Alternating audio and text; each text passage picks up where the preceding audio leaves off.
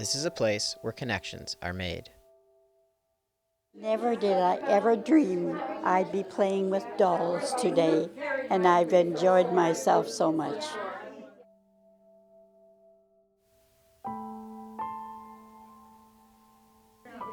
Welcome to Doll Therapy, where seniors with dementia are given dolls to play with and care for. The therapy is based on the principles of attachment theory and has been used in the treatment of dementia for more than 2 decades. Pierrette Houde and Renée Gauthier are members of the Ottawa Doll Guild. They run these sessions at local Ottawa area retirement homes. We started to do doll therapy to play with them because we enjoy it so much. We thought we could share this love of dolls with the residents that would need it, the comforting.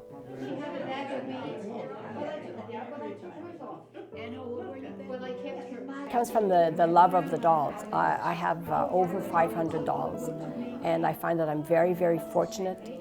And what are you going to do with all these dolls? Why not share them?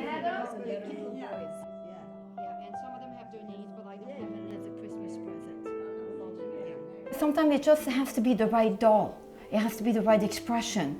A boy or a girl or their favorite color or something that we don't know. So it has to, they have to connect. There's a connection that we have no way of knowing ahead of time. Got a pretty face. They will look at the doll face to face, and that's when you see the expression on their faces, especially if we have the right doll with the right person. It looks like a granddaughter, a grandson, or children of their own.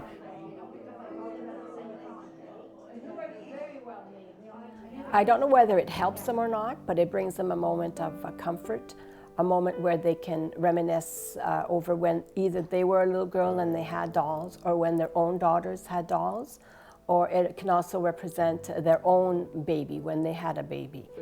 Yeah, that's why I love her. Because she looks like my daughter. And my daughter was always smiling like this, too. And look at that. How could you help but not love this? I'm calling her Phyllis, after my daughter. I almost think it's real. Yeah. I just want to hug it.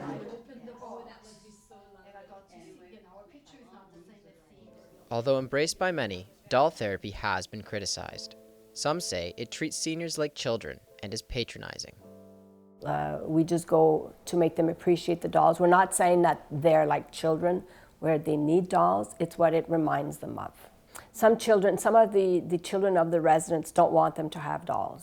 They're very much against it because they also feel that we're trying to feel them like they're childish, make them feel childish. And sometimes we'll have a son or a daughter that participate and to just see the faces and their happiness, and the way they relate to the dolls. Don't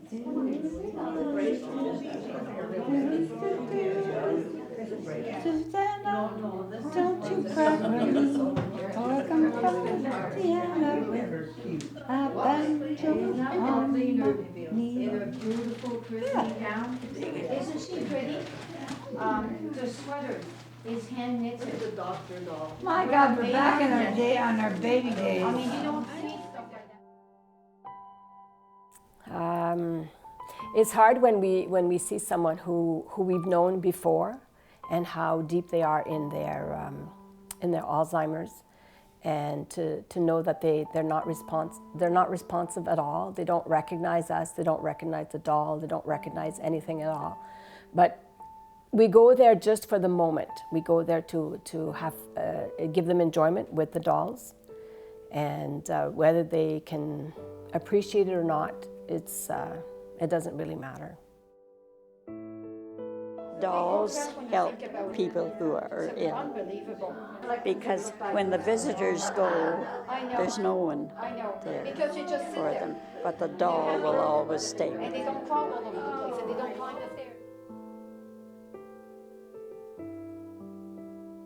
This was the first doll therapy session hosted at Unitarian House. The retirement residence operates with a philosophy of community and inclusion. Not all who participated suffer from dementia.